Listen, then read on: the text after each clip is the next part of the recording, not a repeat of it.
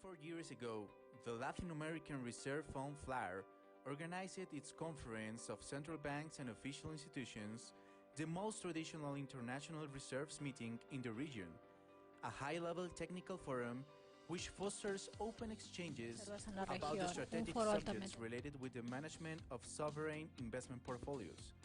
This year, due to the crisis unleashed by COVID-19, arranging face-to-face events has been difficult. Por el COVID-19, organizar esta reunión ha sido difícil a nivel presencial. No obstante, para FLAR es importante mantener activo este debate y por eso ha creado las Cartagena Talks, un espacio virtual a través del cual podemos mantener nuestro debate de la misma manera que en las sesiones presenciales en Cartagena. En capítulos anteriores contamos con la presencia de Chilo, economista senior en BNP Paribas Asset Management, que compartió su perspectiva sobre las consecuencias desatadas por el COVID-19 en la economía china y su posterior recuperación. También contamos con la presencia de Ludovic general sobre el impacto de la pandemia, poniendo el foco en la situación en Europa. Hoy nos complace darles la bienvenida al tercer episodio de las Cartagena Talks. En esta ocasión contamos con John Bellows, quien es gestor de carteras en Western Assets, que hablará sobre el impacto de la pandemia en Estados Unidos y el papel que está desempeñando el sistema de la Reserva Federal de Estados Unidos en este contexto. Hola, soy Iker Suizarreta. Trabajo en el Fondo Latinoamericano de Reservas en FLAR. Esta sesión se hará en inglés con traducción simultánea.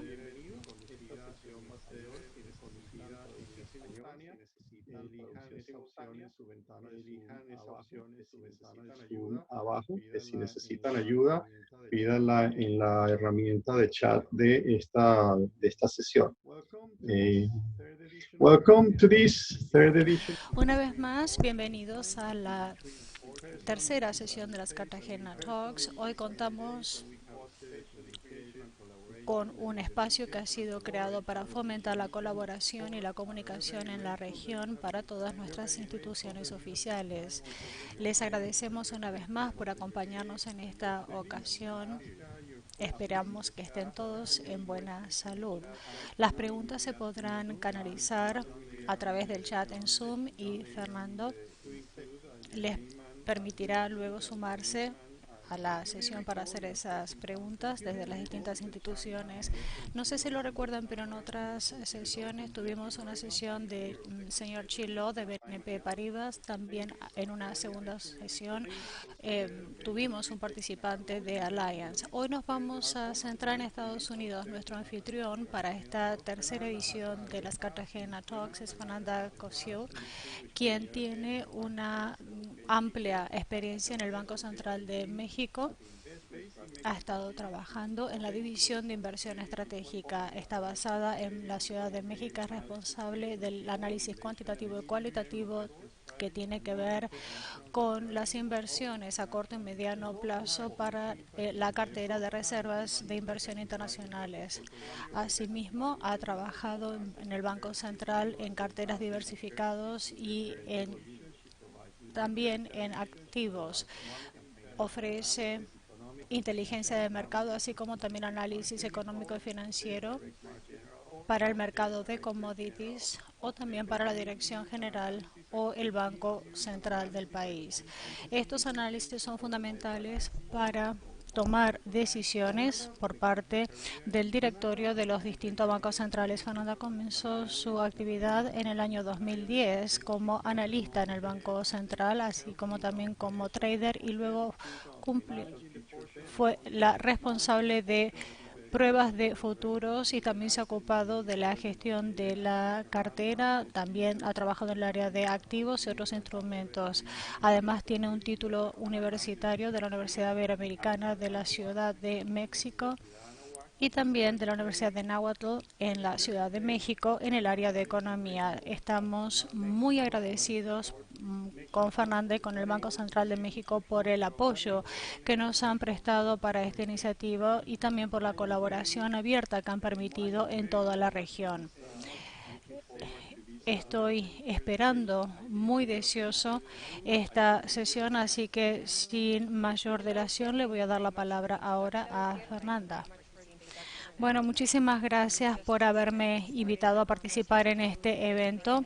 Simplemente para comenzar, quisiera hacer una introducción de John Bellows, con quien voy a abordar los temas que tú has mencionado. John Bellows tiene un doctorado y es gestor de carteras en Western Asset. Antes de sumarse a la compañía en 2012, trabajó en el Departamento de Estados Unidos del Tesoro y recientemente como subsecretario en política económica. Además, ha trabajado en el Comité de Estrategias y en el Comité Global de Inversiones. En el año 2018 ha estado trabajando en el equipo de cartera de activos.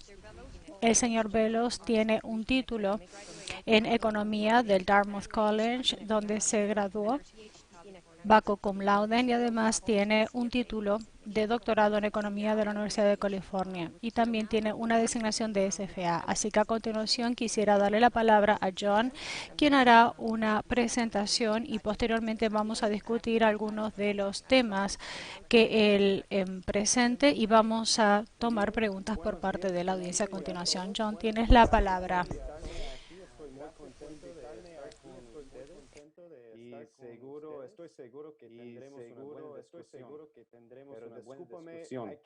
Pero discúlpame, hay que hacerlo en inglés porque es todo de mi español que has escuchado. So, I'm going to start in English and do the rest. Bien, voy a comenzar entonces en inglés. Lo que voy a hacer durante esta sesión, durante mi introducción, será centrarme en el papel de la Fed.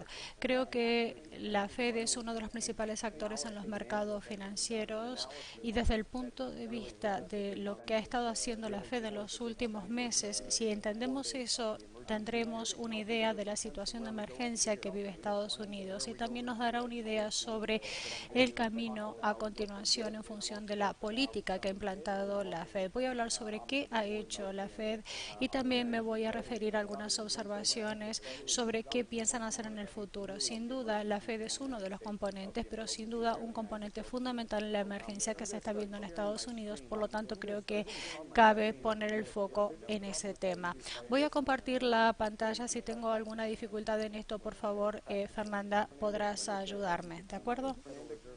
Fernanda, ¿podrías por favor confirmar que se puede ver mi diapositiva sobre la perspectiva de la Reserva Federal? Sí, se puede ver. Bien, lo que voy a hacer hoy es dividir el papel de la Reserva Federal en tres componentes y voy a hablar sobre cada uno de ellos. Voy a hablar sobre qué está haciendo la Fed sobre la política de tasas de interés, qué está haciendo desde el punto de vista de la política de su balance y finalmente qué está haciendo con respecto a sus nuevos mecanismos de créditos o las políticas de créditos de la Reserva Federal y la respuesta que ha dado en torno a este tema. Y a medida que hable sobre estos componentes, voy a revisar qué han estado haciendo y haré algunos comentarios sobre lo que creo que podrán hacer de cara a los próximos meses. Bien, vamos a comenzar entonces con el tema de los recortes de las tasas de interés y voy a hacer algunos comentarios. Cuando comenzó la emergencia, la Fed recortó las tasas rápidamente y debemos destacar la rapidez con la que lo hicieron, porque lo hicieron a cero de 250 puntos básicos desde el comienzo del mes de marzo. Ese fue uno de los recortes que se produjo un domingo por la tarde. Quisiera destacar lo rápido que lo han hecho. Lehman Brothers cayó en septiembre de 2008 cuando las tasas oscilaban en un 2%. El recorte se hizo o fue a cero al cabo de 3 o 4 meses y esto lo hicieron en una reunión habitual. Si analizamos este tema ahora, podemos pensar qué hizo que la Fed esperara tanto tiempo en 2008 para recortar los tipos. Bueno, en el año 2020 quedó bastante claro que la escala de la crisis iba a afectar la economía de Estados Unidos y por eso la Fed reaccionó rápidamente recortando las tasas a un 0%.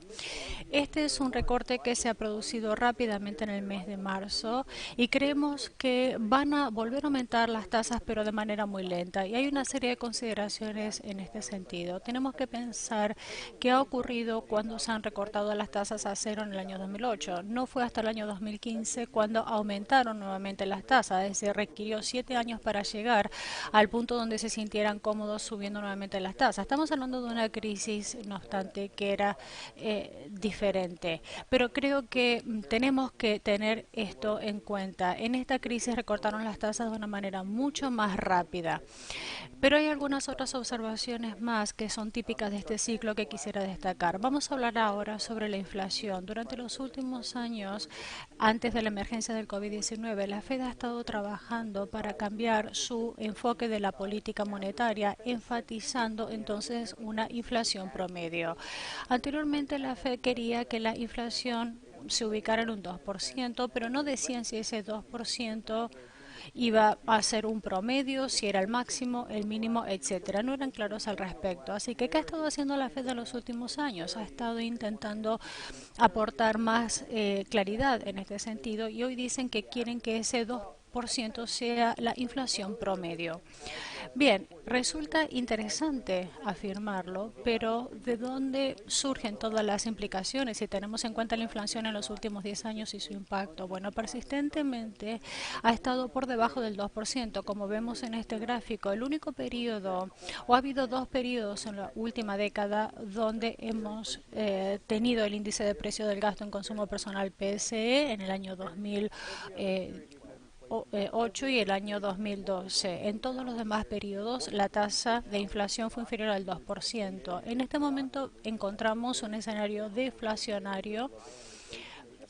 Observamos un alto nivel de desempleo y es muy posible que como consecuencia de esto la inflación se mantendrá por debajo del 2% en los próximos 2 años. Si pensamos en la trayectoria de las tasas de interés a corto plazo de la Fed y teniendo en cuenta esta tasa promedio o este objetivo del 2%, las implicaciones son bastante obvias. Seguramente la Fed no va a aumentar nuevamente las tasas hasta el año 2022, pero seguramente la economía de Estados Unidos ya se estará recuperando, dejando atrás las consecuencias del COVID-19, pero la Fed tendrá mucho trabajo que hacer para que la inflación vuelva a estar en un promedio del 2%. La principal implicación aquí es que como consecuencia de que si este es el objetivo de inflación y debido a que estamos en un escenario deflacionario, teniendo en cuenta todo esto, la Fed seguramente va a mantener las tasas idénticas durante mucho tiempo, incluso hasta después de 2022. El presidente Powell, en la última conferencia de prensa, dijo, bueno, cuando se le preguntó si se iban a aumentar las tasas de interés o no, él fue muy claro y dijo, ni siquiera estamos pensando en elevar las tasas, ni siquiera estamos pensando en pensar subir nuevamente las tasas. Así que esto es algo que desde su punto de vista no tiene que ser un tema de discusión durante mucho tiempo. Así que existe cierto grado de incertidumbre como consecuencia del COVID-19 y por lo tanto existe cierto grado de, certidumbre respecto a que las tasas no se van a aumentar por encima del 2% de momento. Hablemos del segundo componente de la respuesta de la Fed, que tiene que ver con el balance de la Reserva Federal. Hemos hablado sobre el mercado de los bonos y lo que ha estado ocurriendo en el mercado de bonos a partir de mediados de marzo de este ejercicio. En mediados de marzo de este año han habido inquietudes respecto a la calidad crediticia, a la desaceleración de la economía y a las consecuencias que tendría el COVID-19 en los activos. Pero uno de los aspectos más importantes del mercado en el mes de marzo no fue el aumento en cuanto al temor, aunque esto por supuesto también ocurrió, sino más bien lo que estaba ocurriendo en el mercado de bonos de Estados Unidos y los fallos que se habían producido. Este es uno de los mercados más líquidos del mundo, uno de los más tradicionales, que sirve como cimiento para muchas estrategias de riesgos de activos. Un mercado que nunca debería fallar, que debería mantenerse activo independientemente de las circunstancias. Entonces se produce un quiebre en este mercado. Este es quizás uno de los aspectos más notables de lo que ocurrió en marzo. ¿Qué ocurrió en el mercado de bonos?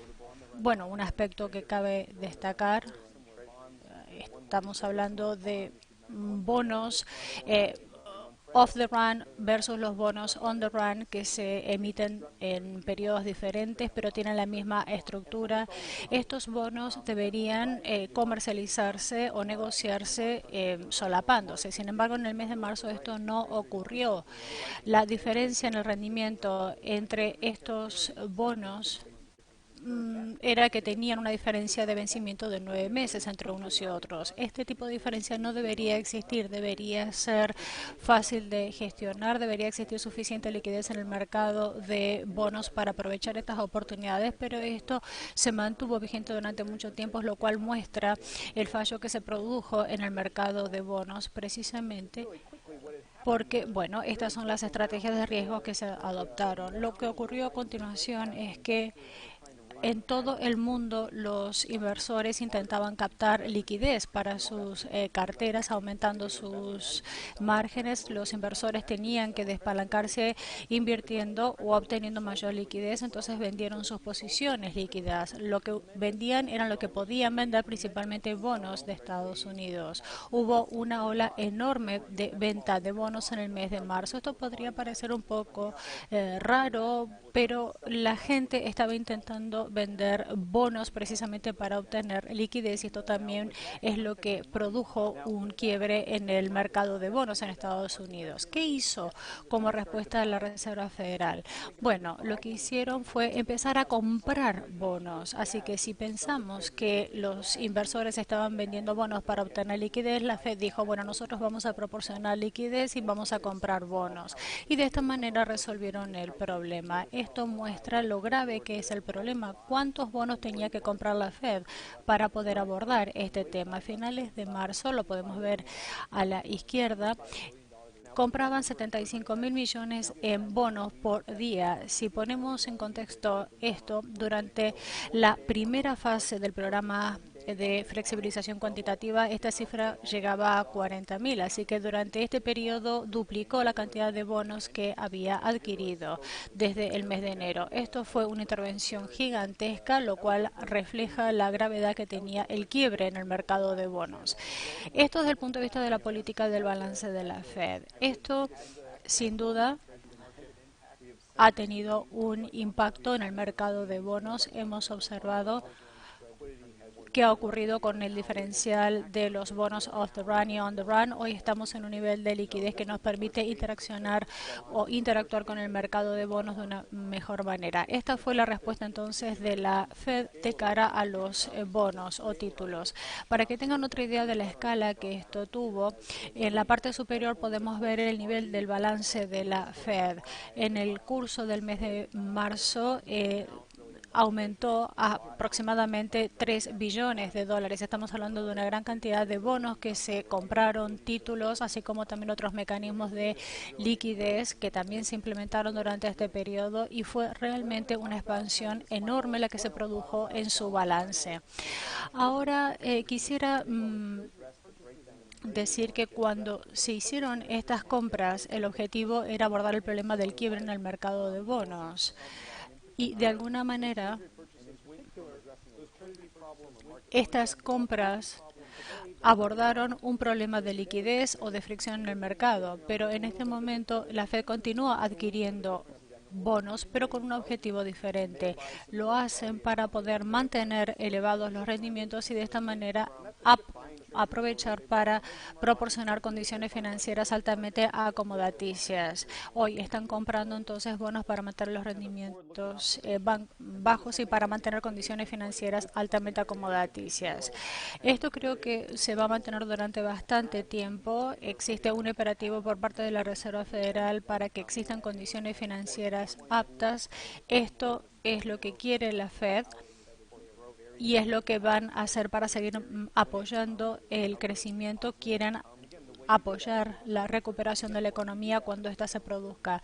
Si uno es la Fed, entonces lo que tiene que hacer es proporcionar condiciones financieras acomodaticias para esto. Por esta razón ha aprovechado para expandir su balance justamente para proporcionar dichas condiciones financieras acomodaticias. La intervención de la Fed en el mercado de bonos creo que será una de las características que veremos en los mercados financieros en los próximos meses.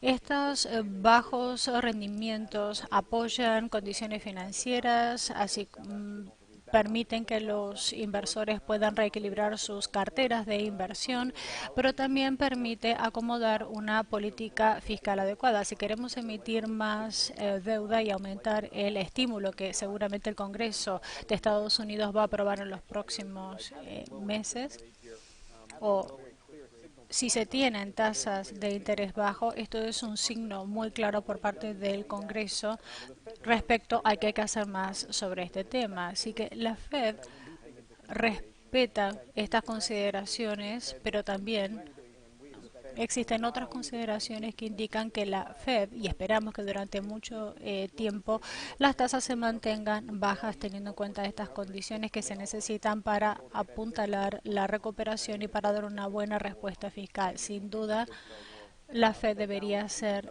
más de cara al futuro. Bien, entonces el balance de la Fed muestra la enorme intervención de la Fed en el mercado.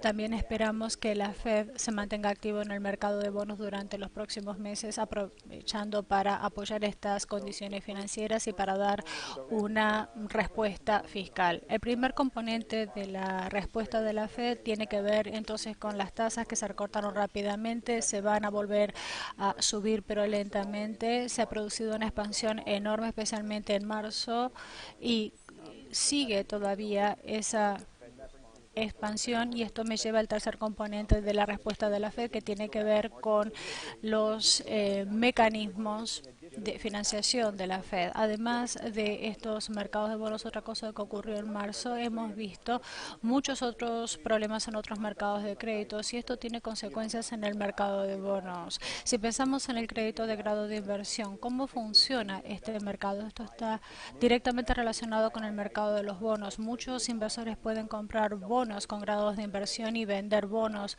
contra los mismos, esperando tener un diferencial positivo. Sin embargo, esto no se puede hacer cuando los mercados de bonos no están funcionando. Uno puede comprar un punto, eliminar 5 puntos de un hedge fund, y cuando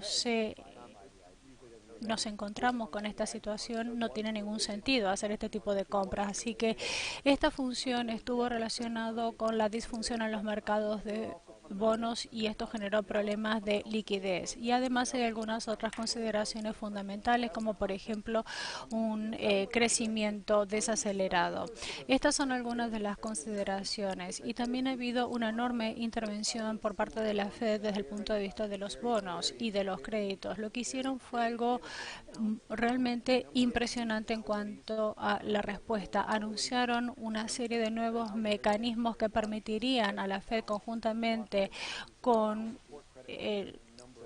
el Tesoro, apoyar los mercados de créditos de distintas maneras. Y una de las cosas que quisiera destacar es que en el mes de marzo la Fed introdujo algo que no habíamos visto antes de la crisis. Por ejemplo, el apoyo al mercado de créditos de grado de inversión, algo que no habían hecho durante la crisis de 2008-2009. Y al hacer esto, su posición quedó muy clara. Hoy querían que el mercado de crédito de grado de inversión funcionara correctamente. Este fue uno de los descubrimientos. Sin embargo, el mercado de grado de inversión es un mercado clave para las corporaciones que necesitan financiación y que deben seguir financiándose para poder mantener activa toda su actividad. Así que esto ha sido una novedad. También podemos ver otra cita del presidente Powell. Antes no se daba apoyo entonces al mercado de crédito de grado de inversión, pero cuando se produjo la crisis en marzo hicieron precisamente eso, cruzaron numerosas líneas rojas y lo hicieron sabiendo que habría consecuencias, pero bueno, tenían que hacerlo. Una vez más, la intervención en los mercados de crédito fue enorme en respuesta a la crisis del mes de marzo. Por lo tanto, quedó bastante claro en esta declaración que querían que el mercado de grado de inversión funcionaran con costos de préstamos que fueran bajos. Mi última diapositiva habla precisamente sobre este mecanismo de grado de inversión. Como dije, continúan trabajando en este mecanismo y siguen comprando en este momento ETFs, así como también bonos de grado de inversión, así como también bonos, los llamados ángeles caídos. Y el mercado de grado de inversión ha reaccionado a esto. Se ha producido un ajuste en los spreads y también en los rendimientos y este tipo de intervención y otros mercados de crédito han dado estas señales. Así que voy a dejarles ahora con esta diapositiva y voy a explicar rápidamente que han recortado rápidamente las tasas de interés como consecuencia del promedio de la tasa de inflación. Se ha producido una enorme intervención en el mes de marzo en el balance que se estabilizó en marzo. Continúan comprando bonos del Tesoro para proporcionar condiciones financieras adecuadas y esto es una respuesta fiscal y también con respecto a la política de créditos siguen haciendo declaraciones muy claras con respecto a la intención de seguir inyectando liquidez porque quieren que las empresas puedan seguir captando el dinero que necesitan. Así que con esto, Fernanda, creo que podemos dar lugar a las preguntas sobre cualquiera de estos componentes que he descrito sobre la posición de la Fed. Bueno, muchas gracias, John, por la presentación. En efecto, tengo una serie de temas que quisiera plantear en este debate. Has dicho que la Fed ha implementado muchas medidas cruzando varias líneas rojas, como has mencionado. ¿Cómo ves el futuro? ¿Es posible que se produzca una segunda ola de la crisis del COVID-19? ¿Cómo crees entonces que la Fed podría actuar en el futuro? Hemos hablado sobre las tasas negativas. Ellos dicen que no quieren seguir con esa vía. ¿Por qué crees que no quieren seguir por ese camino? Y por otro lado, hay mucho debate con respecto a la curva de control en el mercado. ¿Qué opinión te merece esto? ¿Cómo lo ves en el futuro y cómo crees que se producirá o bajo qué circunstancias? Bien, con respecto a lo que esperamos sobre las políticas de la Fed, ¿qué más pueden hacer? Esa me parece que es la pregunta correcta. Creo que el foco debería ser qué más puede hacer la Fed. Creo que ese es el foco que debemos poner a esta pregunta. Voy a hacer dos observaciones. Una observación a corto plazo y otra a largo plazo. Con respecto al corto plazo, la Fed puede hacer mucho más de lo que ya está haciendo. Desde el punto de vista de los mecanismos de crédito, solamente están comprando 3.000 millones de bonos de grado de inversión por semana y seguramente esto puede aumentar en su magnitud. De la misma manera que cuando se compran bonos de otro tipo. Generalmente aquí no hay ningún tipo de límite. Pueden comprar 80.000 millones por mes, pueden duplicar o triplicar esas cifras si así lo desean. Así que a corto plazo, si pensamos en que se pueda producir otra ola del virus en los próximos meses y si pensamos en los riesgos de una nueva infección, creo que la Fed va a hacer más de lo que ya ha estado haciendo. Creo que estos programas pueden escalar en cuanto a su magnitud.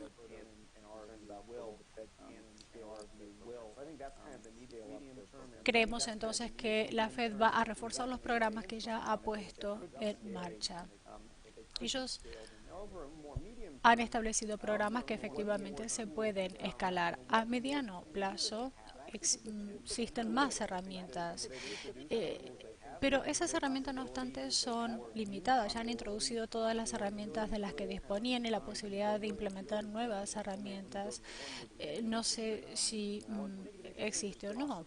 Por ejemplo, tasas negativas. Las tasas de interés negativas es un escenario posible, pero no sabemos si sería del todo eficaz, porque esto podría alcanzar unos 50 puntos básicos y quizás esto podría apoyar un poco el crecimiento, pero el costo político que esto tendría en Estados Unidos sería bastante impopular desde el punto de vista de los inversores, por lo tanto sería una posición a evitar.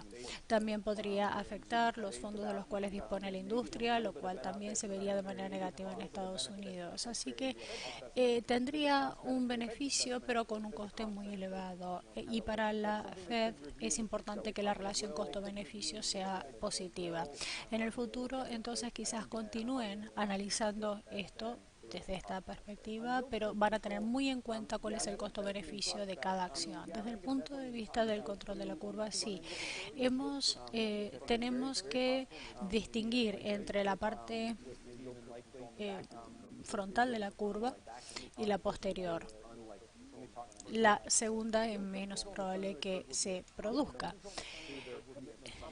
Estamos hablando de un complemento de los compromisos asumidos con respecto a las tasas de interés. La Fed dice, vamos a mantener las tasas a 0% hasta que la tasa de desempleo sea inferior al 4% y la inflación vuelva al 2%. Según los pronósticos, esto se va a mantener así durante los próximos 3 años. Esa es su posición. Pero también lo argumentan diciendo que para mostrar nuestro compromiso nos vamos a mantener en posiciones de rendimiento a 3 años con 25 puntos básicos. Bien, esto es bastante redundante. Si no vamos a aumentar entonces las tasas de interés, no podemos mantener los rendimientos en 25 puntos básicos. Realmente no están añadiendo nada nuevo. Es algo que, bueno, tendría un costo bajo, pero no sé si sería muy efectivo o no, pero sin duda pueden hacerlo. Ahora, la parte posterior de la curva es una cuestión completamente diferente, porque aquí estamos hablando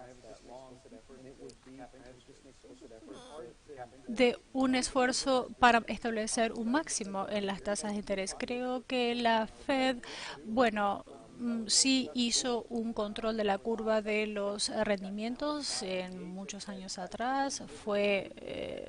La Fed lo defendió en 48, pero después en 51, cuando se produjo un pico de inflación, bueno, empezaron a vender bonos.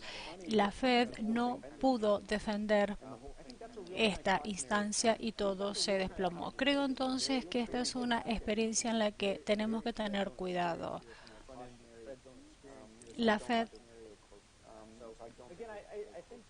no creo que se acerque a esa posición y serán más bien cautelosos. Seguramente la Fed continuará actuando más, reforzará las políticas que ya ha implementado y creo que hemos visto la mayoría de las políticas que ya han implementado y en los próximos 2 años seguramente van a seguir analizando estas políticas. Muy bien, John, pero tú has mencionado anteriormente que hay que las herramientas que la Fed tiene son bastante limitadas, al igual que las que disponen otros bancos centrales. Así que tú como inversor y teniendo en cuenta la capacidad de las autoridades monetarias y fiscales, ¿creen que esas capacidades podrían verse restringidas de alguna manera? Bueno, sí, creo o lo que a mí me preocupa realmente es lo siguiente. También voy a hablar sobre aquello en lo que confío, soy más optimista. Creo que hay cierta capacidad de acción que tiene la Fed. Lo importante es que la gente vuelva a trabajar. Si la gente vuelve a trabajar es porque la gente sigue preocupada sobre el coronavirus, por lo tanto la Fed tiene herramientas limitadas para gestionar ese problema. Este es un tema inquietante y es algo que está afectando sin duda la economía, pero bueno, por supuesto, la política fiscal podría ser un poco más eficaz. Ellos podrían, bueno, proporcionar más préstamos y hacer cosas de ese tipo, pero tenemos una visión sobre la economía. Creo que la perspectiva económica estará influenciada por el coronavirus. Creo entonces que es algo importante a destacar. Bueno, la Fed va a tener que, sin duda, afrontar el impacto que tiene el coronavirus en la economía. Creo que la Fed tiene un conjunto de herramientas muy potentes, por ejemplo, para mantener bajos los rendimientos de los bonos. La Fed va a decir, nuestro objetivo es brindar apoyo manteniendo las tasas bajas y las curvas de rendimiento bajas, y esto va a justificar su programa de alivio. Creo que los inversores necesitan algo más en este sentido. La Fed tiene algunas herramientas en este sentido. La Fed, con respecto al mercado de grado de inversión, ha dicho, bueno, queremos ajustar los diferenciales para permitir o facilitar la recuperación de la economía. Como inversores estamos preocupados, por supuesto, y queremos que las empresas recuperen, por supuesto, sus tasas de empleo. Estamos hablando de las empresas de grado de inversión, pero al mismo tiempo creo que la Fed puede desempeñar un papel muy importante. La Fed quiere que el mercado de grado de inversión continúe funcionando con rendimientos bajos y los inversores entonces podrán sentirse cómodos en este sentido según las señales que envía la Fed.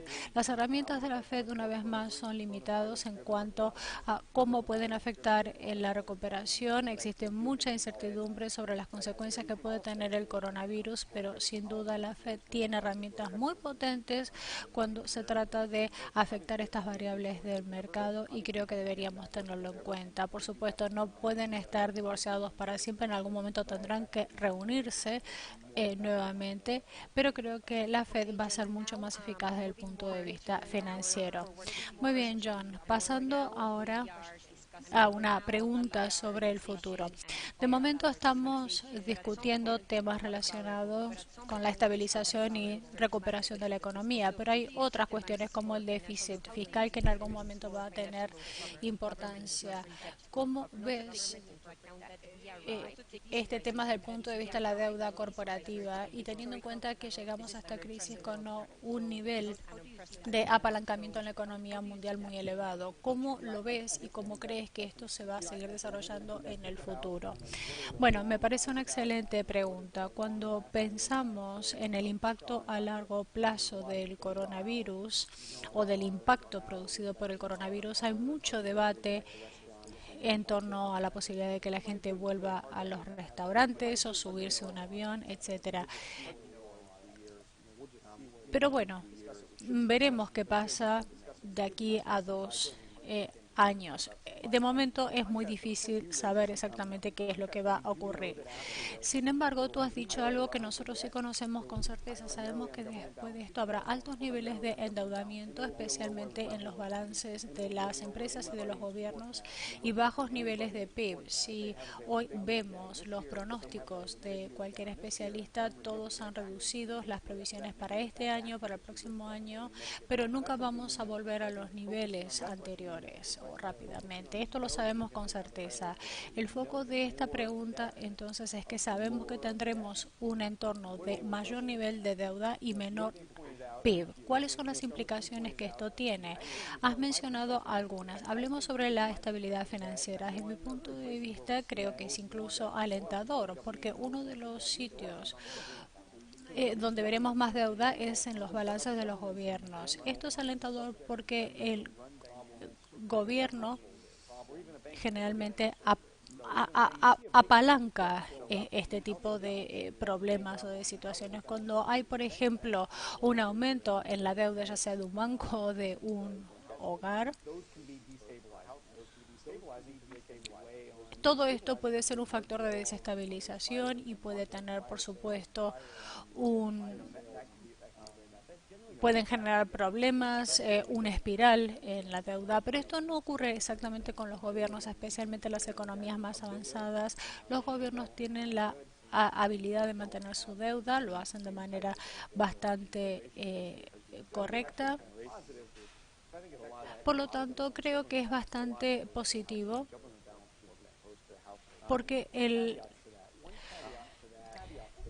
balance se va a mantener equilibrado. Pero dos matices. Estamos viendo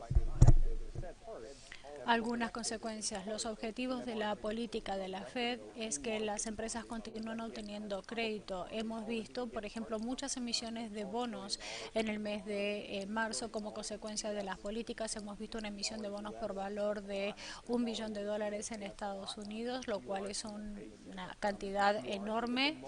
También creemos que de momento esto parece fácil de gestionar. Vemos muchas empresas de gestión de grado de inversión que mantienen sus niveles de deudas, pero es manejable. También creo que tienen niveles de CAPEX con los cuales tendrán que ser más cuidadosos respecto al pasado. Así que esto sí tendrá algún impacto negativo. No creo que tendrá un impacto en la estabilidad financiera, pero sí algunos impactos que pueden tener o pasar factura al crecimiento y también al retorno de otros activos. Así que, en resumen, creo que la pregunta es acertada. Sabemos que los niveles de deuda serán elevados, el nivel del PIB como consecuencia será inferior.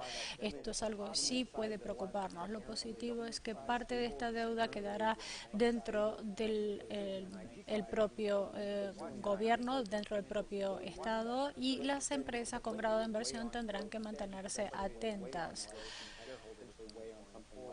Esto puede tener, por supuesto, un impacto en el crecimiento de las economías con los retornos o pago de dividendos a los accionistas.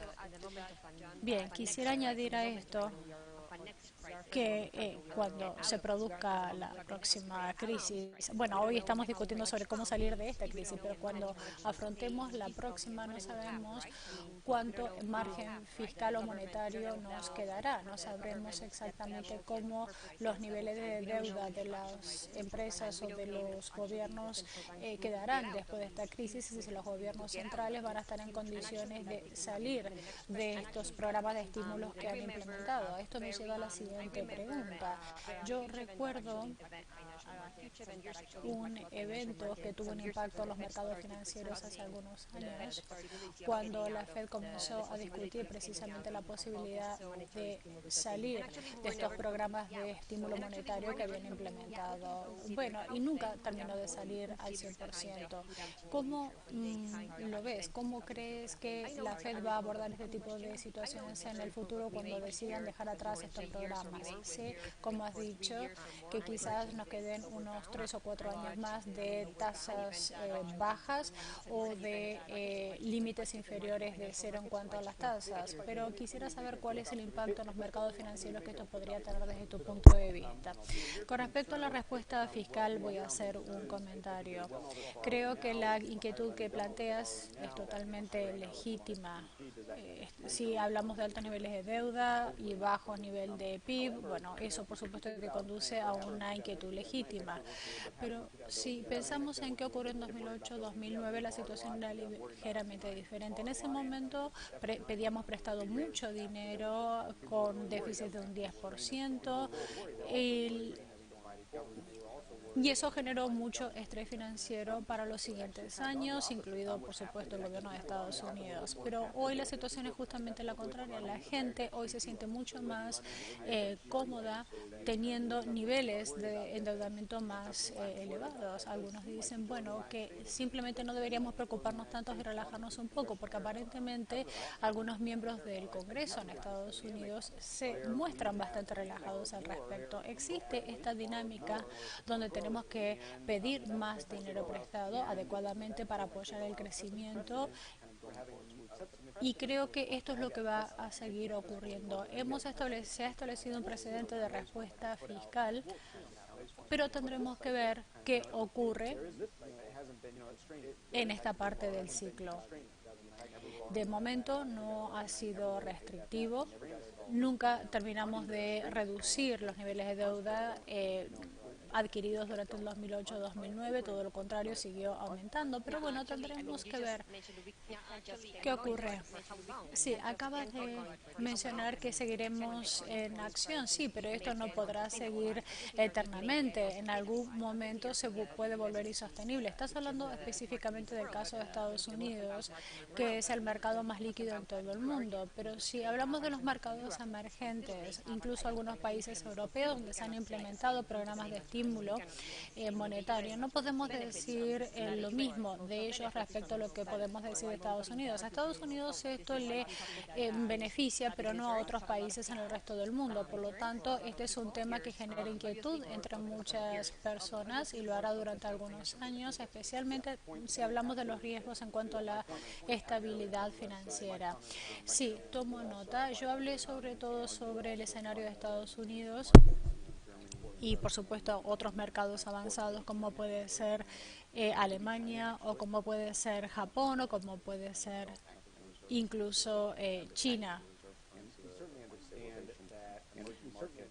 Sin duda, entendemos que los mercados emergentes de alguna manera tienen un reto mucho mayor a la hora de abordar sus balances. Así que efectivamente tengo que decir que mis comentarios tenían que ver sobre todo con el escenario de Estados Unidos. Pero incluso en los mercados emergentes existe una visión un poco optimista al respecto. ¿Qué hemos logrado hacer? Hemos reducido los costos de préstamos a lo largo de los otros años.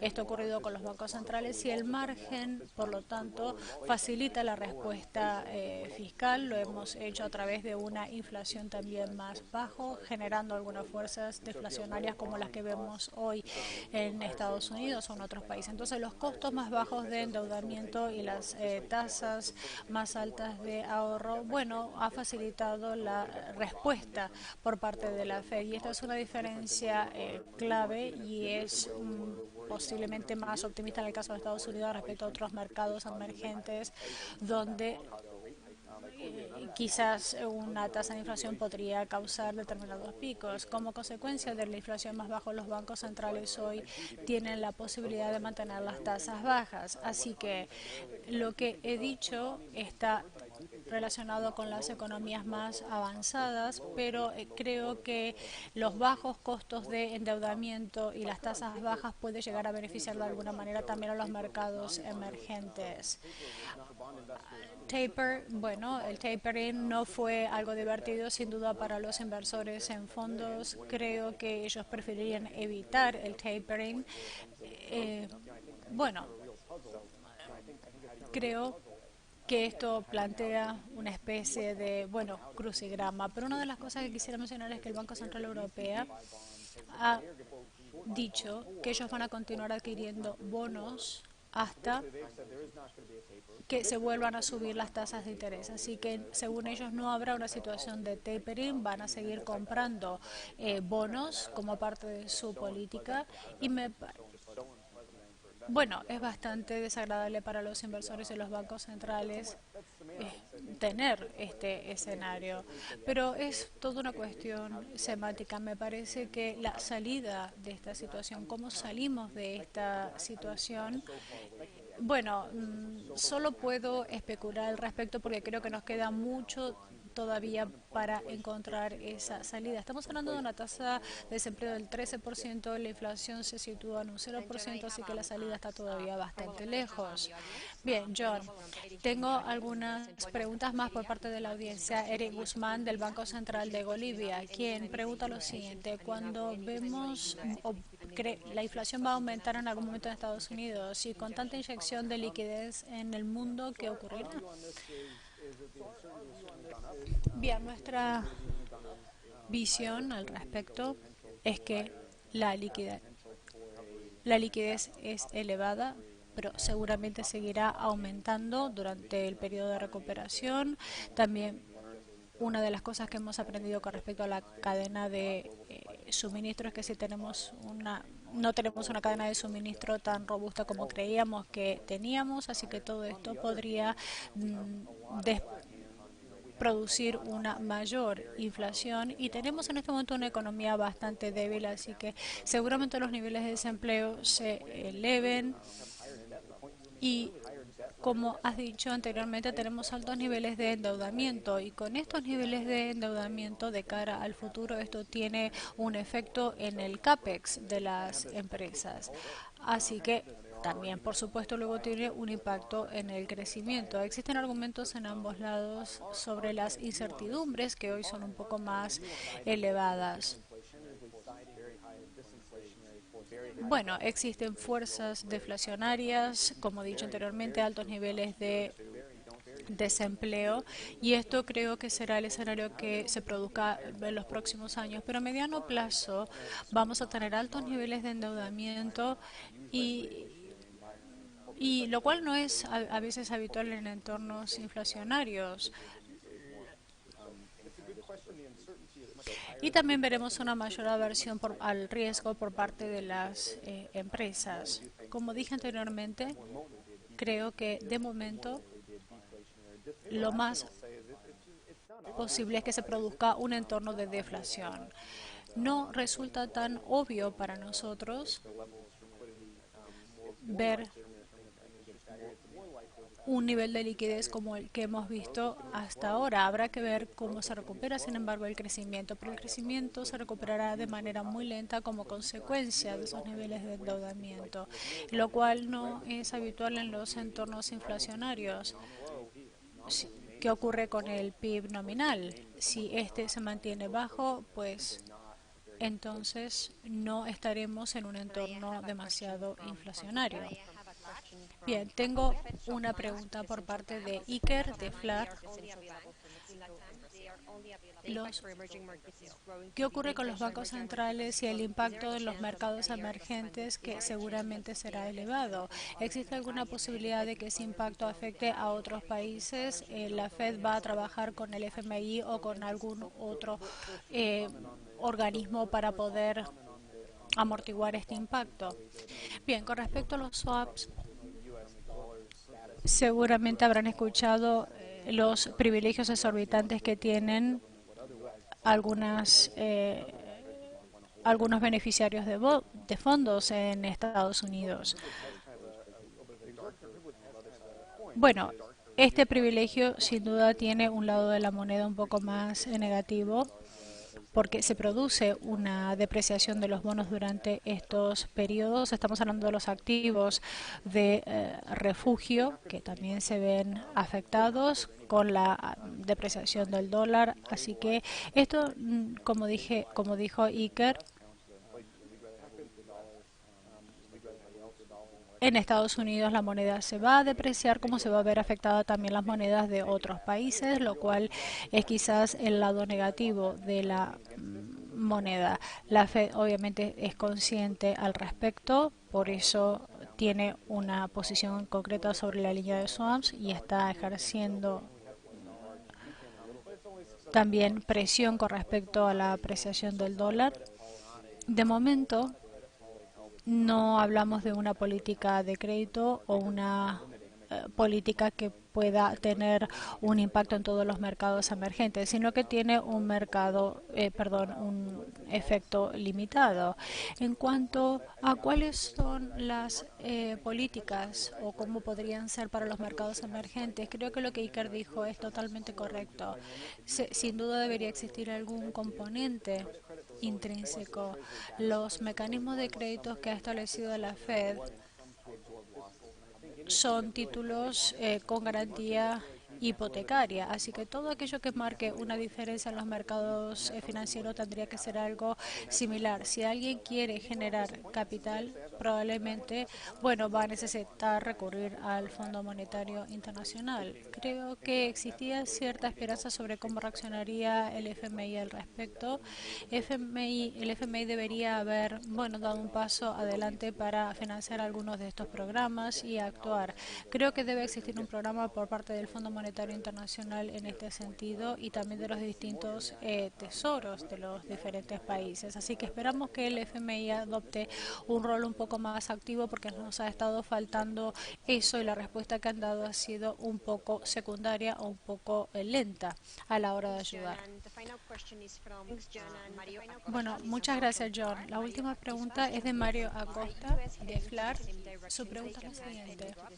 Estados Unidos se está dirigiendo en la misma dirección de Europa y Japón, con bajo crecimiento de PIB, bajo inflación y tasas de referencia ubicadas en cero, ¿o existe alguna diferencia fundamental que va a permitir que la Fed pueda aumentar sus tasas y fortalecer, por tanto, su balance en los próximos años?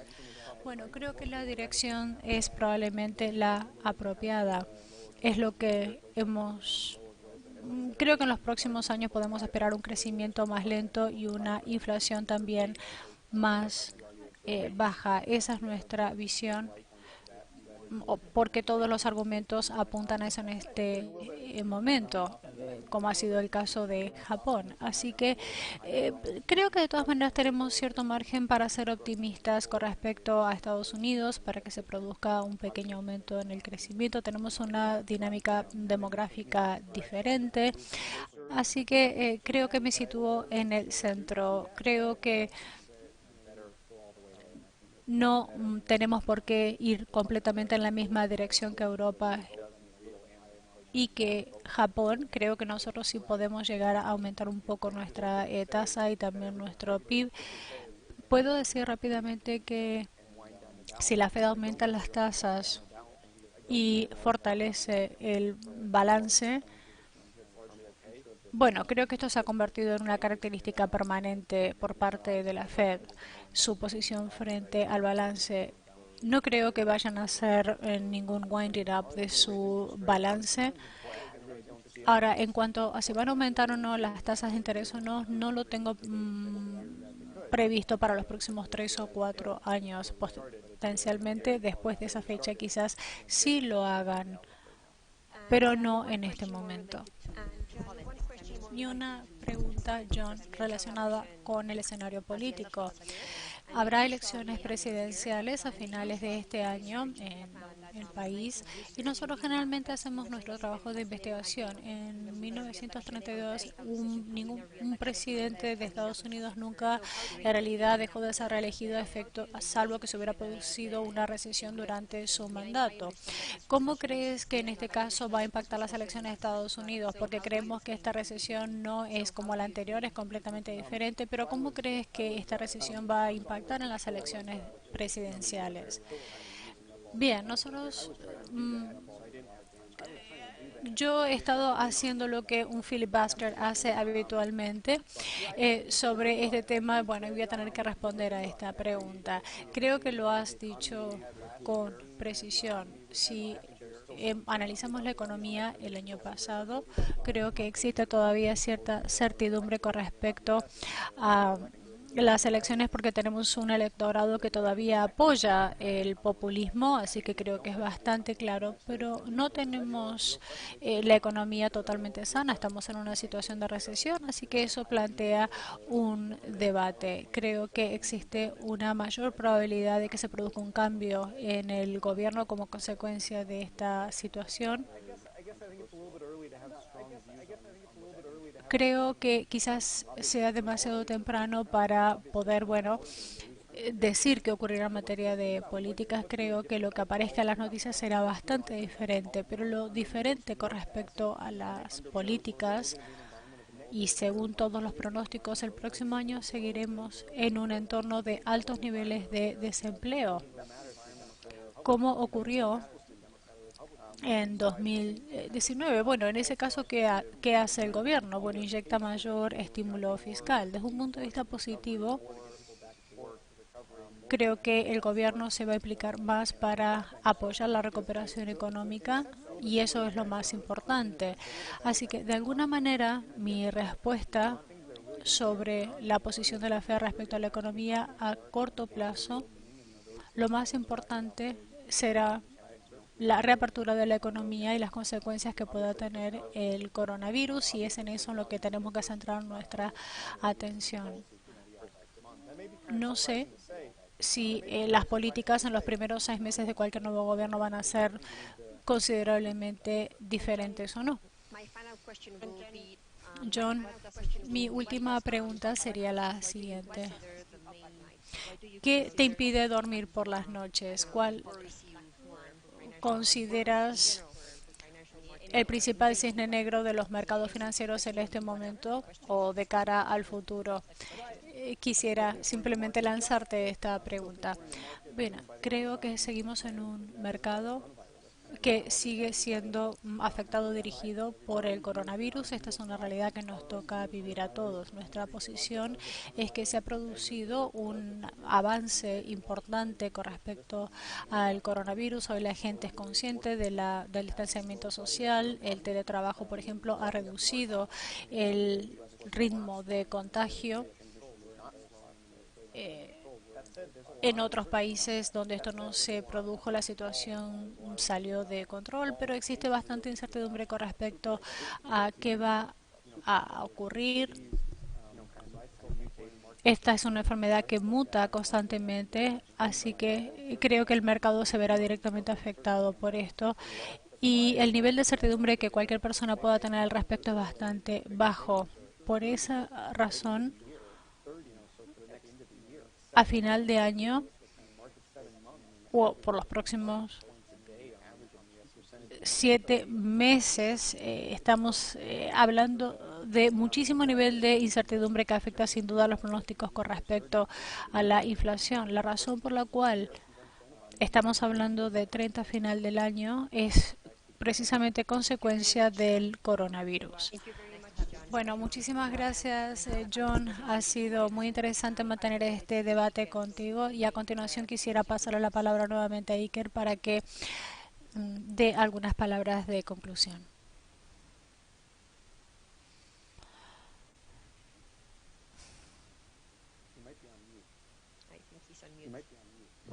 Creo que Iker está con el micrófono silenciado, dice el señor John Bellows. Exactamente. Sí, en efecto. Bueno, qué sesión tan interesante. Nos esperan momentos que plantean grandes desafíos. Quisiera agradecerle al John Bellows de Western Assets Management y también a nuestra anfitriona del Banco Central de México, a Fernanda. Muchísimas gracias a los dos por los comentarios y aportaciones que han hecho en el día de hoy y por haber añadido tanto valor en cuanto a la información aportada a las instituciones. También quisiera agradecer a todos los participantes que nos han acompañado una vez más en esta sesión. Nuestra próxima sesión, el 15 de julio, será la cuarta edición o cuarto capítulo de las Cartagenas Calls. El señor Ramos de Goldman Sachs será nuestro ponente que hablará sobre la situación en la región y las oportunidades y los retos que tenemos por delante. Así que hasta entonces les deseo a todos que se mantengan muy sanos y seguros. Muchísimas gracias y hasta la vista.